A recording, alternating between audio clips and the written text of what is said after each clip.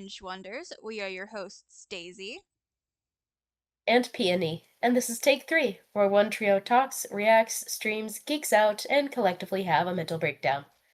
Today's subject is Love and Deep Space, presented to the Council of Cretins by Peony. Give us your case. Why am I the lone cretin consuming this media today? Oh good, you did have that ready to go. Chrysanthemum is not with us, because she's prepping for a new school semester, which is very fair.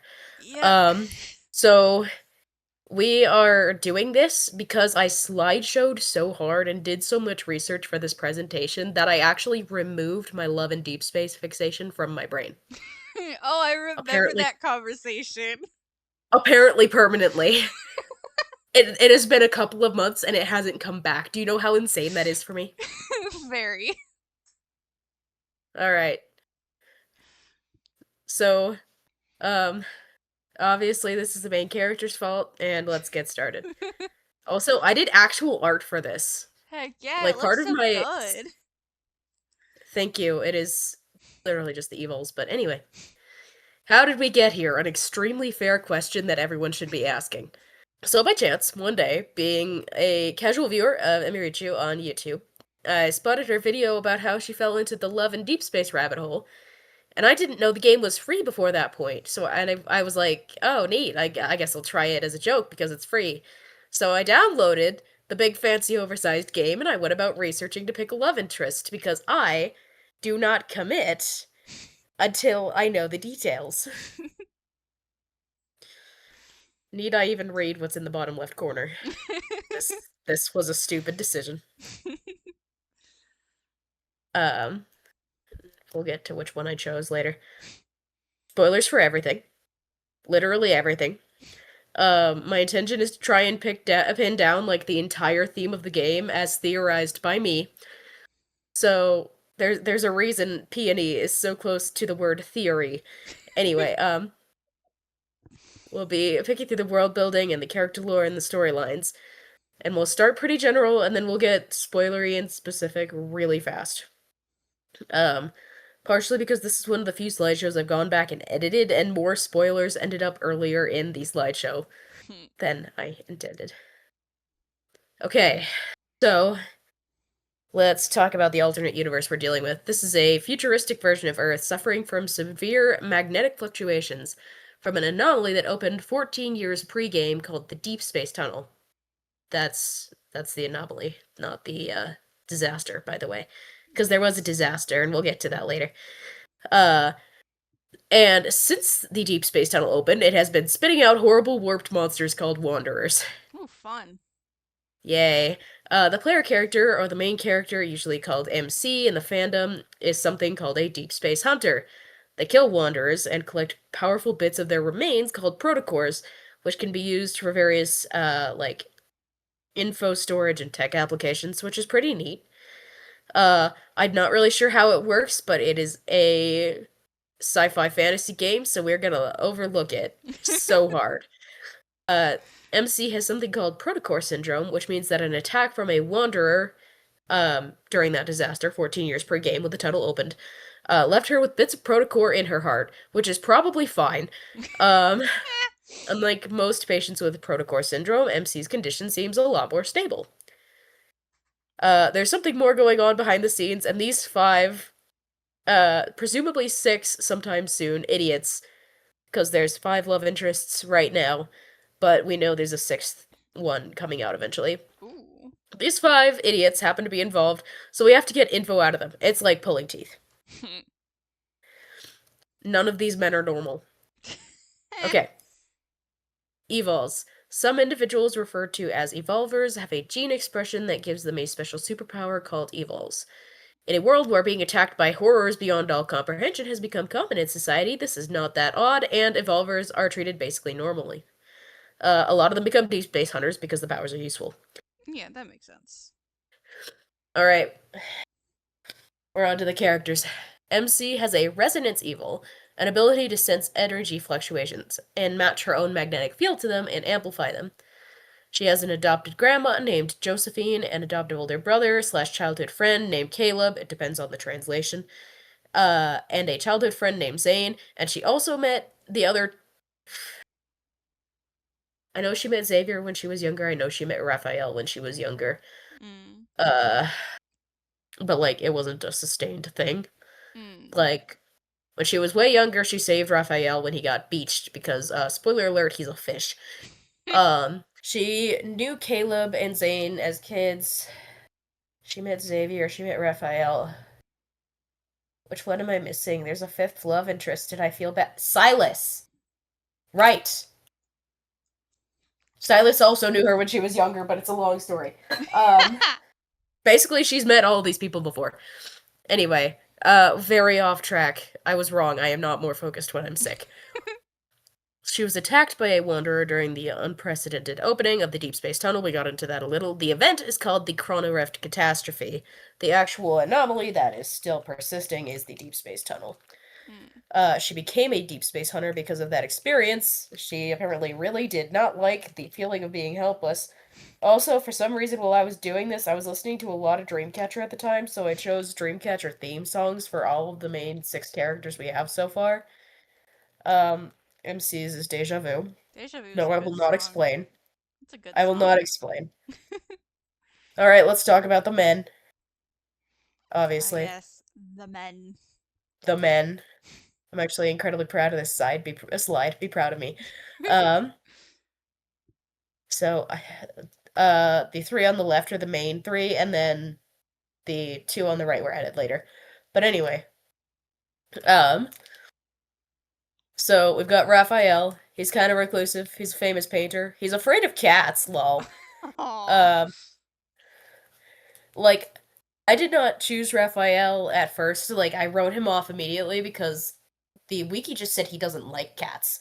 And I was like, Mm. well, that is stupid, and I love cats, so he's off the table. And then I saw clips, and it turns out he doesn't just dislike them, he's actually afraid of them, and that crap is hilarious. So, Aw. that put him back on the table. Because that is so funny to me, I can't get over it. What a loser. Affectionate. Um, playful, dramatic, unpredictable, and aloof. He basically is just a cat. Um, We're just hilarious because he's scared of them. Yeah, turns out the reason is trauma, but Oh, well, that makes sense.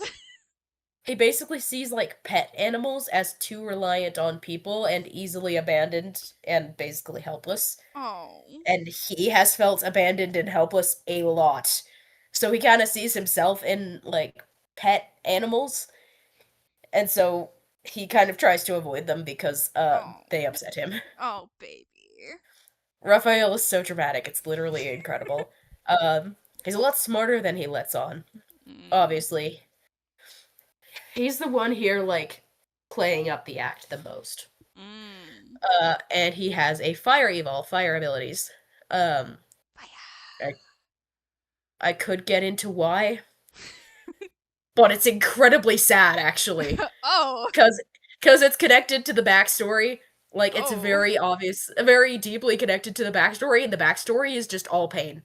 There Oh. is a reason this game is called by the fans Love and Depression. They're not joking. It's very accurate. Anyway, Zane. He's MC's childhood friend. He's now the primary care physician treating her heart condition. I'm pretty sure that's illegal, by the way, in real life. He's stoic, collected, brilliant, and very sweet. He's very chivalrous. Also, apparently, absolutely insane behind closed doors, according to the Zane girlies. Oh, fun. Um, yeah. He has an ice evil, which is also connected to his backstory and is incredibly tragic. This is gonna be a theme. Xavier. He's the most traditionally heroic.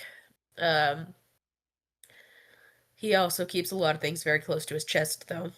He comes and goes like a semi-feral cat. He literally falls asleep all over the dang place. This man can fall asleep Oh, anywhere. that's kind of adorable. He's quiet, he's gentle, he's well-meaning, but he's been hardened by various things he has been through because none of these boys are without trauma. I would assume so. Yeah, yep. Also, he's a deep space hunter, like the player character, which means he's wearing an extremely sexy uniform at all times. Xavier is the one I would pick if this were a real life situation. Um, but because this is a fictional game and I am going purely by vibes, it's Raphael. Uh, but I am a Starfish girly. I love both Xavier and Raphael. Um, he's also your upstairs neighbor by accident. Love that for Xavier. And he has a light evil. And, other things going on. None of these men can catch a break. Nope. Uh, Silas. I wasn't wrong. One perm away from becoming a Starion from Baldur's Gate 3. Yeah. Slutty. Just, Yeah. like, he's plenty raunchy, but, like, he just gives off the sluttiest vibes of all of these men, and part of it is because of the English voice actor. Yeah, I feel like that usually happens when you get an English dub of something. The English voice actors usually tend to go a lot more into the sexualness of all of it. Welcome to America, baby. Anyway. Oof. He's calm, he's ruthless, he's forceful, he's clever. He's a mafia boss and is incredibly rich. Heck yeah. He is all of the dark romance tropes for the dark romance girlies. Except the game plays with it by also making him incredibly consent driven. Hey. And so it's after having looked into the game for a while there, I get it, Silas girlies, I do understand. I get it. Like, what do you mean he's hot and rich and also extremely respectful? Heck yeah. Actual lip bite moment, thank you. Um, like I actually stopped and bit my lip in real life. Heck Please don't yeah, picture girl. that. Um, anyway, he has an energy evil. It doesn't seem to be super clarified what exactly that means.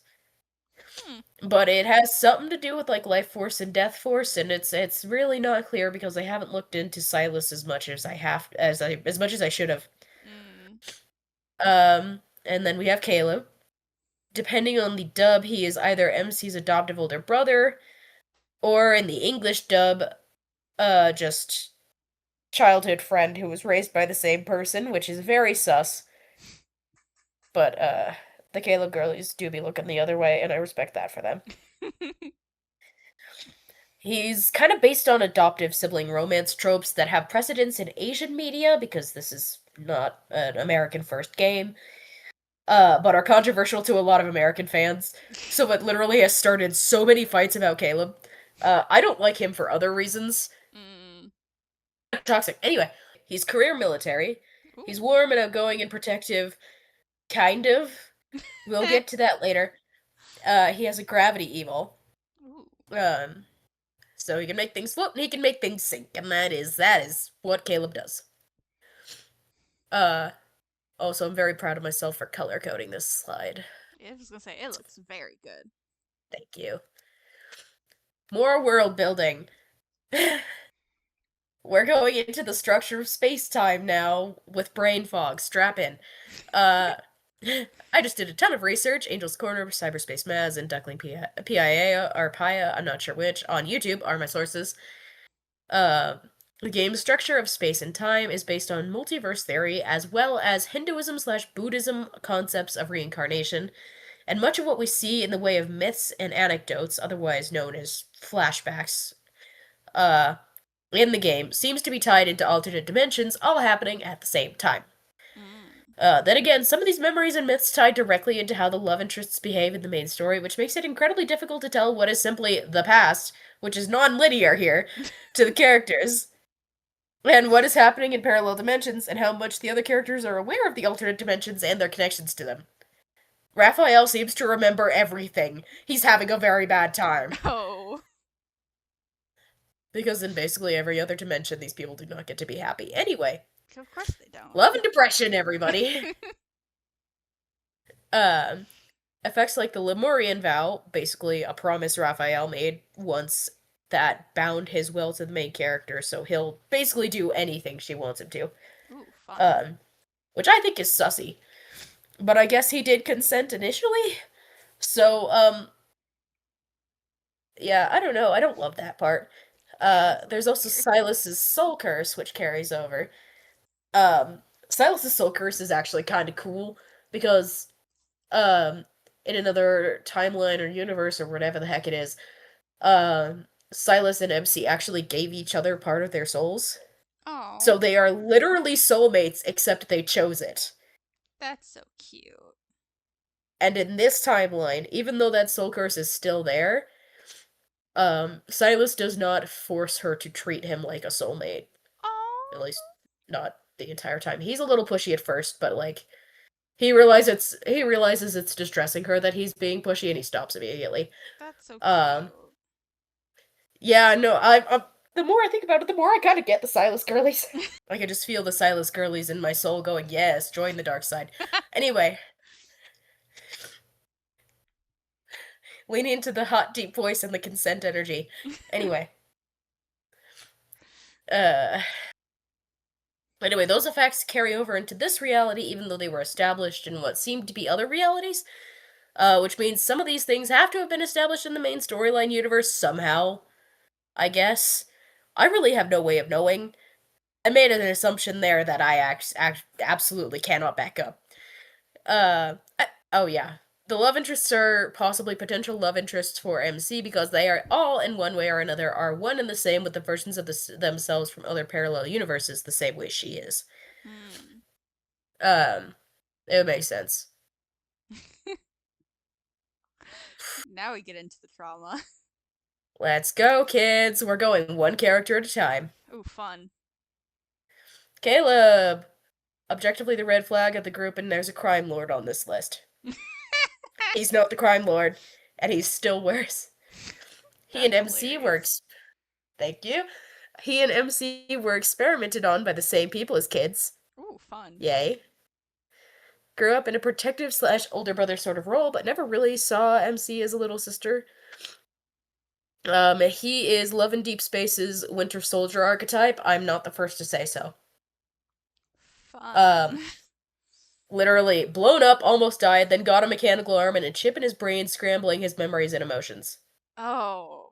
Okay, but at least Bucky came out of it. This guy, it sounds like, did not completely get over that if he's the red flag of the group and there's a crime lord on this list.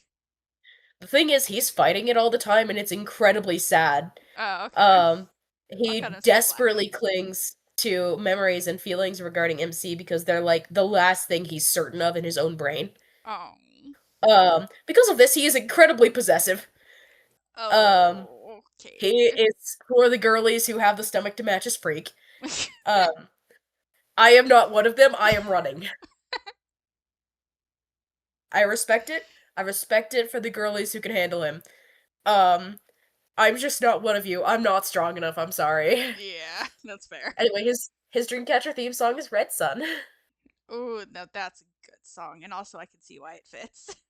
Yeah. Control over gravity means he can create black holes and warp space, time, and reality. Surely, this cannot go poorly when combined with the powers of a girl who can amplify other powers. Nope. Surely, this has nothing to do with the fact that a giant space time anomaly exists near Earth now, Nope. over the city where they happen to be. Anyway, he's framed as the creation to MC's destruction in his myths. There are parallels drawn between Caleb and MC and Adam and Eve, with MC playing the role of Adam and Caleb playing the role of Eve, Ooh. and that Caleb was involved in helping MC develop awareness of the world and the feelings of being alive. He gave her the proverbial forbidden fruit. Still not a healthy option, though. Yeah. Also, there are mythological parallels, or like classic story parallels, with most of these characters, and they are done on purpose. Ooh. I'm pretty sure Raphael's is Phantom of the Opera. But So, in the good way? It sounds yeah, like. they really said, what if we combined the appeal of both Raoul and the Phantom Hmm. in one guy? And I said, "Sold, baby. Let me study him. I want to put him under a microscope, but I'm not going to do that because I think enough people have already tried to do that to Lemurians." Silas helped orchestrate MC's escape from the lab that experimented on her and Caleb. Okay.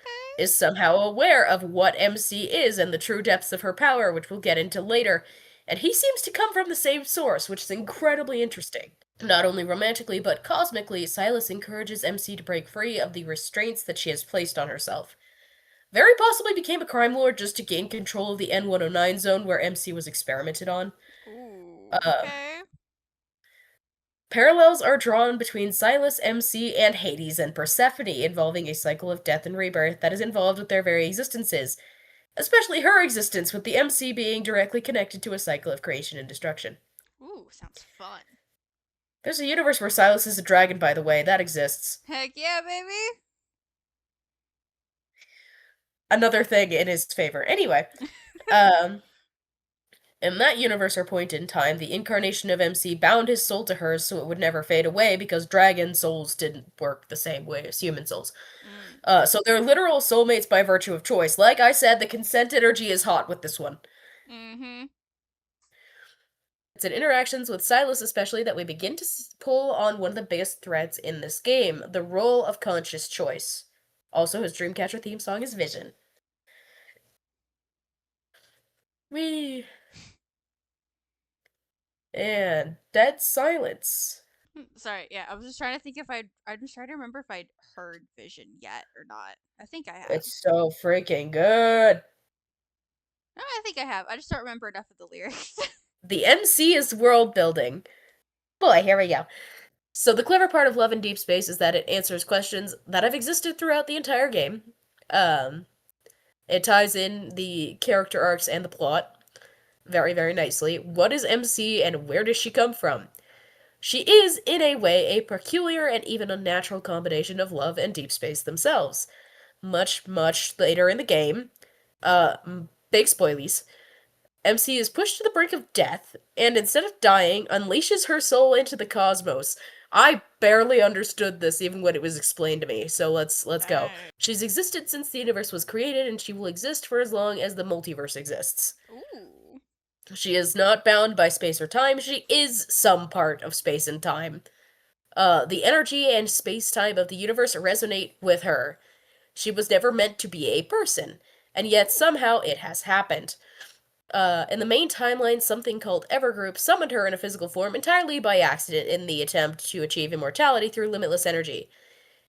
MC has those features: immortality and limitless energy. Dang.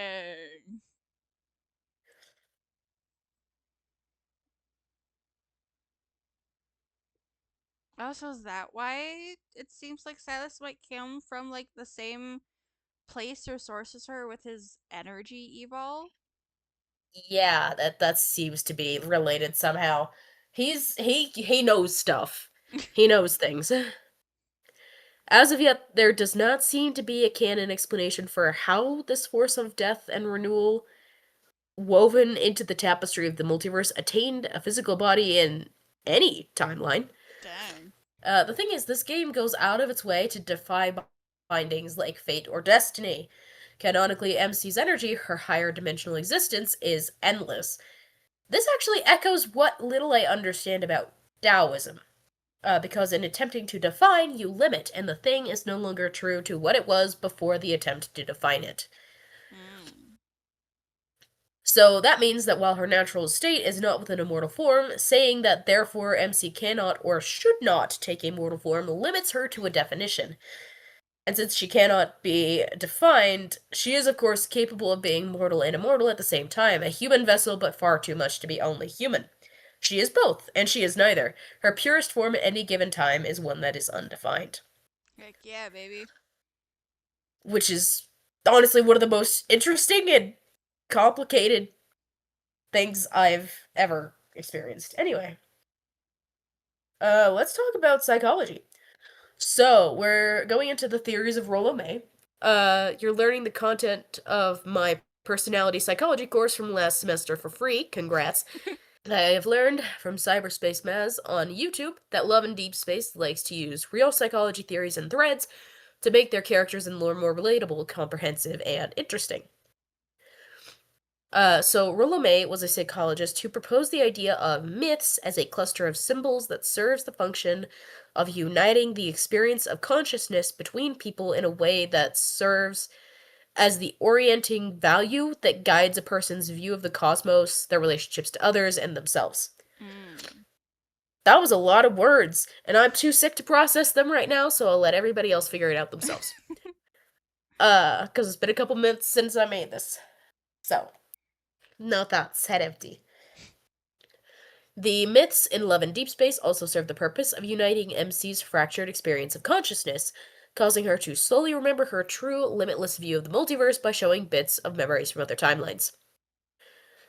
May defined destiny is a derivative myth related to a person's inherent gifts and limitations, meaning what a person quote unquote cannot help but be. MC Mm. cannot help but be a force of destruction, universal cleansing, and rebirth, or at least that seems to be what the themes of the game are saying. However, saying that MC cannot help but be X doesn't hold up because that requires defining her. Furthermore, a major through thread in the game is defying fate as established by certain higher powers. This game is about defying cycles. Let's talk about Zane, Raphael, and Xavier. Fun. Why did they make them pretty? Because yes. Because it's an Otome game. Anyway, Zane's myths, his alternate selves, are focused on trying to break an inevitable cycle of fate forced on him by a god called Astra, or Astra. I'm not sure how it's actually pronounced, I'm tired.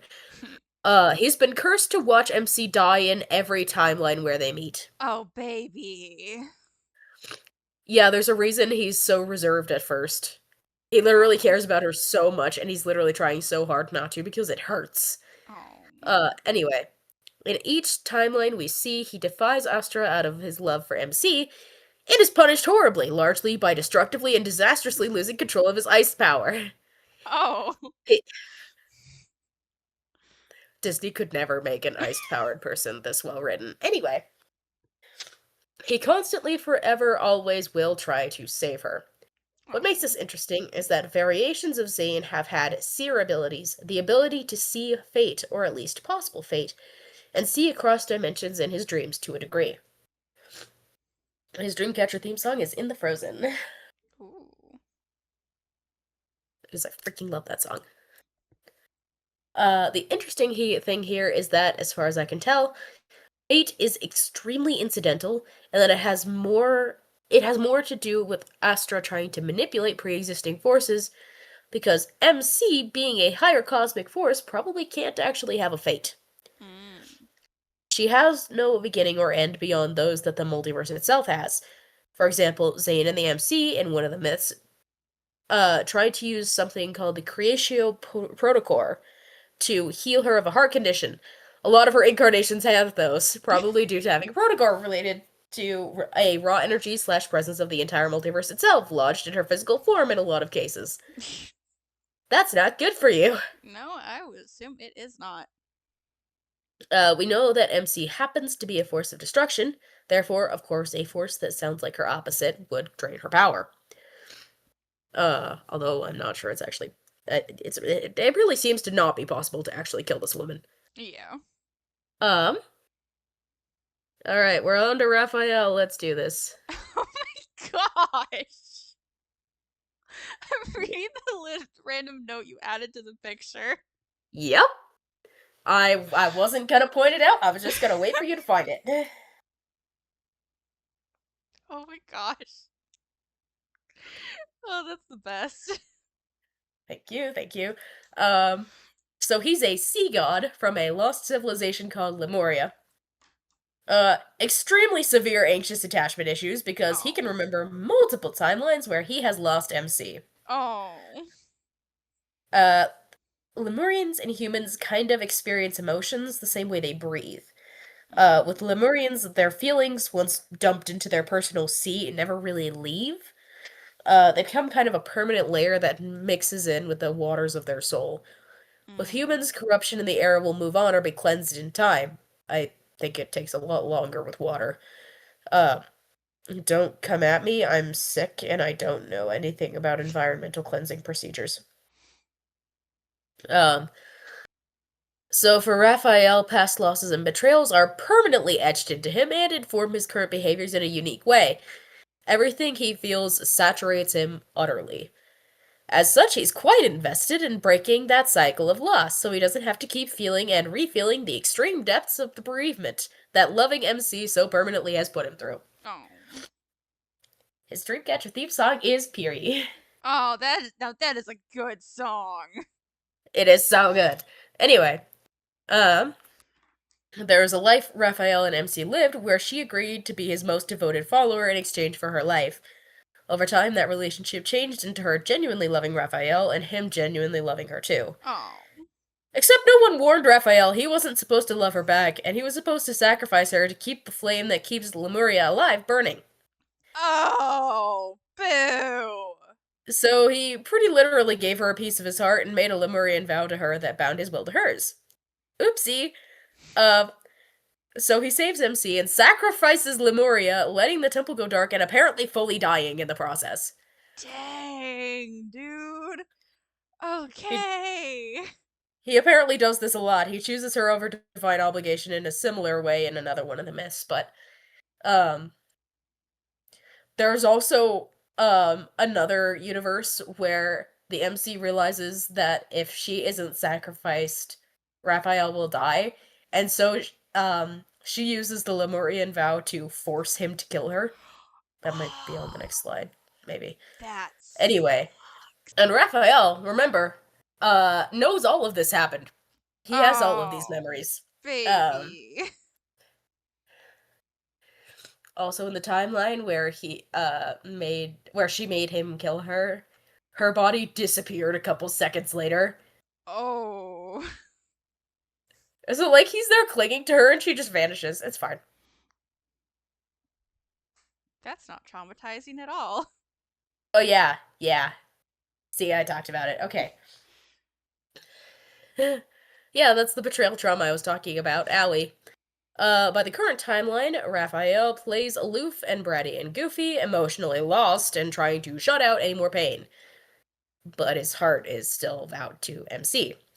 He desperately wants to be able to have the loving and gentle ending he and MC have been deprived of so many times, but he remembers every single one of their other lifetimes together and all the pain, and his attachments have become so reluctant and strained, waiting for her, that it takes a lot of time to earn back any sort of secure bond with him. No. This is for the girlies who want to have a project. Xavier! He looks so soft and cuddly. Yes, that is the point. Um, he has spent a lot of time being bound by the responsibilities of being the prince of an entire planet. Oh, dang. Um, and like a lot of his romance with MC is him learning to set aside this obligation he feels to be a hero and actually just live with her, Oh. which is incredibly sweet. I do adore Xavier. Like I said, I am a starfish girly. I love them both. Um, Prince of Philos, a planet in the future that managed to achieve immortality. They did this by feeding people to the artificial planet's core they built. Oopsie! Um, Fun. as the Prince, Xavier is quite displeased by this when he finds out. He's double displeased to discover that the other leaders of his world were scheming to yeet MC, the love of his life, into the core of the planet to take advantage of her immortality, to feed Philos' immortality forever. Oh, dang. Xavier decides nuh-uh and yeets himself into the past to prevent Philos from ever existing to save MC's future. Once again, we are attempting to rewrite fate or destiny. Ugh. Oh, also, side note, it turns out that's where Wanderers come from, is the people who are yoked into Philos' core Oh. turn into Wanderers. At least that seems to be what happens. And then they Oh. get yoked back through the Deep Space Tunnel because there's weird stuff going on. Anyways, Dreamcatcher theme song is Starlight. So, why does the love part matter if MC is an immortal, undefined force? Because love is a drive behind will. And if MC is undefined and, as part of her true nature, has no set fate, the only thing that matters is what she wills to happen. We are assuming she is destruction and rebirth. In a way, endings are as inevitable around her as death is inevitable around a mortal. On a grander and more incomprehensible scale, her existence is a mirror to mortality. So, having reached a point in the story where she has been released from the restraints of flesh in this timeline and is aware of what she is, there's nothing to stop MC from simply choosing to return to a mortal form, loving and being loved, not because of fate or need, but because love is most impactful and most important when it is wanted and chosen across every lifetime and regardless of current form. Heck yeah, Whew. baby. I forgot about this. Let's step beyond the realm of deep space turbo theory and actually look at the classic novel The Last Unicorn for a hot second. I can't believe I made this tangent work. Anyway, in The Last Unicorn, the only things that are quote unquote real are things that last forever legends, fairy tales, unicorns, and true magic. And so when the unicorn, infinite and real, becomes a human, that finite vessel changes her. In being changed, she can never truly go back to being something unchanging. She becomes a thing that should not be able to comprehend love, but she did love and she was loved, and her capacity to act and choose changed because of it. She became something that could drive away the Red Bull because she experienced what no unicorn before ever had, changing, and then returning to her immortal and endless state afterwards. Likewise, I believe the nature of what MC is, defined, undefined, and eternal, has been changed permanently by becoming mortal when she was never intended to. Loving and being loved has given her a will to act that can't be taken back. It's also worth noting that this change, being thrown into mortal constraints for a time, is referred to as a fall in MC's own words, which is an intriguing parallel given that she has also had comparisons drawn between her and Adam in canon. The fall from perfection to imperfection is an old story trope, but Adam did not throw himself down. He was given a choice and accepted the consequences when the choice giver cast him out of the Garden of Eden for the choice he made. Likewise, Persephone's connection to Hades was orchestrated by Zeus. This implies that above even MC and these other question mark multiversal beings that she can flirt with in the game, there is someone or something that instigated her fall, a force taking on the cosmic role of the one throwing MC down into mortality. That's just a Dang. theory, though. And now we get to the point. Lo and behold, we have finally reached the thesis statement. I think you're supposed to put those in the introductory paragraph. I think Love and Deep Space's core theme is the idea that freedom of will and the ability to act on it is the most important possible thing, especially in the context of power. In order for something to truly be profound, even a vast and incredible power, it must have the personal agency to do something with that power. Or, in other words, the ability to choose for oneself is the meaning of power, and having unlimited, expanding power, MC must inevitably develop the will to choose for herself somewhere in that process. Um, I think I had a note for myself. Yes, I did. In conclusion, the personification of the vast, incomprehensible web interconnecting all universes can get a little tongue as a treat. Thank you and good night. And we'll just, yeah. Well, I'm gonna rely on you for some cropping for that part, but Yeah, don't worry. yeah. Okay. So these are my sources. Ta-da. Thoughts. That yeah, I'm glad we were finally able to do this. That is a good presentation. I never really got into the game. I just got all the like edits The and the really weird clips. ads. I The got really weird ads. not the ads, just like the fangirls on Insta. Oh, I'm so glad you didn't get the ads. I remember when I was cleaning out my saved posts when that I had like had in I that I needed to be doing for months. I found some of the old Silas uh videos and edits that I had saved, and I knew that I you were knew into it! them, and so I sent them to you because like, oh, I cleaning knew this you were out. a Silas girly. Yeah, that just happened to be the side of the internet that I was on at the time, and I'm not all I that mad freaking about it. knew. I freaking knew that Silas would be the one you went for. I knew it. I Yeah. knew it in my heart that you would be a Silas girly. As a side note, Chrysanthemum is not here, but I think she would be a Zane girly. She probably would. Probably. I Yeah, think the this. I just think it would appeal to her. Yeah, Anyway, yeah. This is good. Again, I'm probably. I think I did try to get into the game, but for some reason I just couldn't stick with it and I barely got past like the first like actual fight, which probably says a lot about me. um but yeah, I saw all the stuff that was going around Insta when it was getting real popular, so I know what the people are talking about. It's Silas. People are talking about Silas. Yeah. Like the guess trend that went around a while back, the where are we going? Guess. That was Yeah. Silas. We've talked Yeah. about it before, but that was Silas. I've also seen clips of like him and his like two Raven henchmen and people saying that those three look like a dad and his two sons, which is Oh kind of yeah, that is a adorable. running joke. That is a running joke in the fandom. Yeah, so I'm that's kind of spacing adorable. I'm spacing on his Raven sons' names, and I feel bad about it. I'm sure somebody in the comments will find this and tell me who the Hopefully. boys are. I feel like one of them started with a K. Kieran?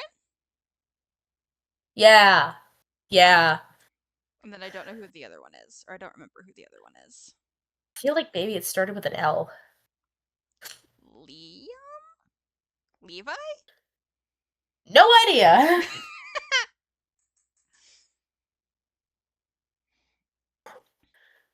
Any other thoughts?